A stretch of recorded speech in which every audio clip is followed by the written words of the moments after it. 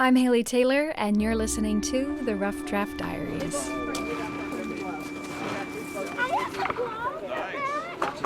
You're hearing the sounds of the Labre Project in action. It's a program where the students of St. John's and St. Ursula band together and volunteer their time every Monday night to meet and prepare food for more than 100 hungry Toledoans. On this cold night, they're giving out sandwiches, hot casseroles, hats and gloves, and hot chocolate. You're freezing, aren't you? Yeah. Do you want a hat and gloves? Because they've got them over there. Yeah, I want a glove. Here's this one. I'm going to get, you want 2 servings of casserole or more? Although the program was not created in Toledo schools, the program was brought to our area by 2 Toledo teachers. All right, I'm Mark Dubelak. I work at St. Ursula Academy. This is my 19th year there. My name is Phil Skeldon, 31 years. Yeah, suicide. No, it's all been good, yeah. Phil is obviously just kidding, and it was really funny to watch these 2 close friends try and keep a straight face as I interviewed them. Mark and Phil became familiar with the Labre Project from 2 different sources. The first would be the original source where the program started. That's at St. Ignatius School in Cleveland, Ohio. The second would be, well, the name of the project. It was something very familiar to both Phil and Mark. Yeah, the Labre, it's named after the Catholic saint who is the patron saint of the homeless, St. Benedict Joseph Labre. Very similar to a St. Francis of Assisi, but he sort of wanted to be poor, to send a message almost. I mean, you might want to talk a little bit more about that. Yeah, he really did. He made himself homeless on a number of occasions intentionally. He was well known to the poor and the down and out of Rome as one of them, but also somebody who would do anything for anybody. Now that we know the story behind the name of the project, what do these students from St. Ursula and St. John's actually do in the Labre Project?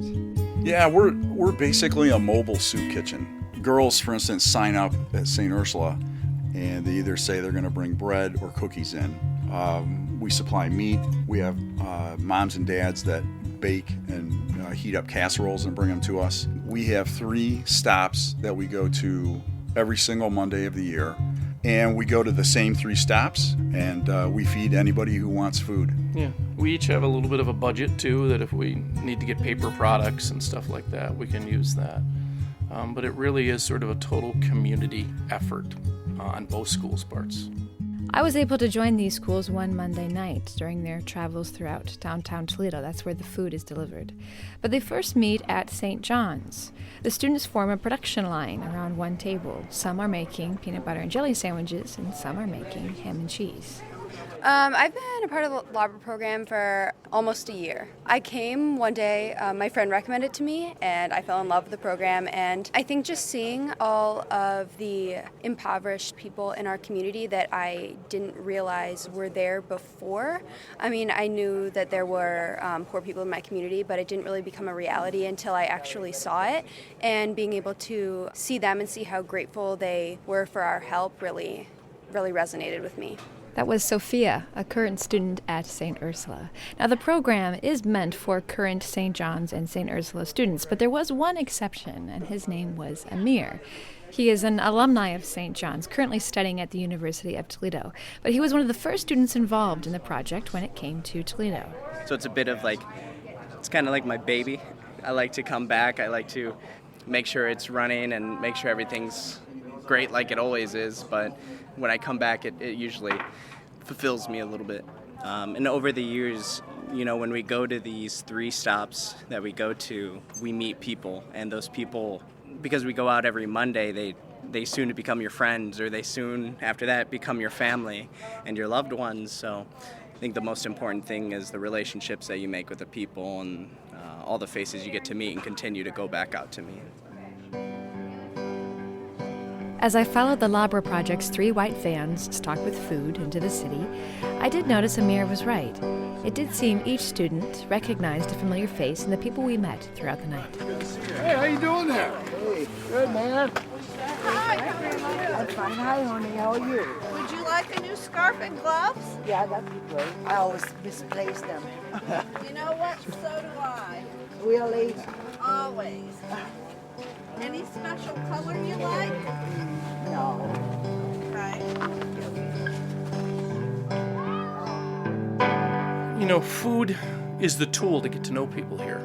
And I think our students, both at St. John's and St. Ursula, do this program because they build relationships with people. I always believe, and I know Mark does too, that service is about building relationships. And once you build those relationships, you can't turn people away because you know them. I think so often in life people say, well, I don't want to help these people because they don't really know them. Our students know these people now, and it's very easy to serve these people.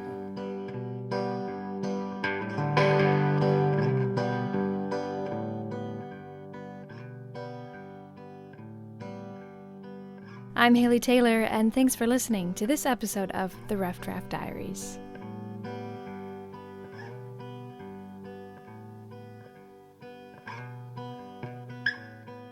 Mark and Phil's choices for the next episode of the Rough Draft Diaries include...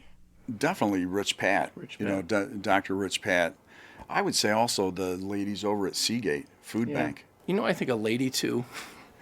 I would say Dolores at Seagate Food Bank. Tune in Wednesday morning at 7:45 to find out who's next on the Rough Draft Diaries.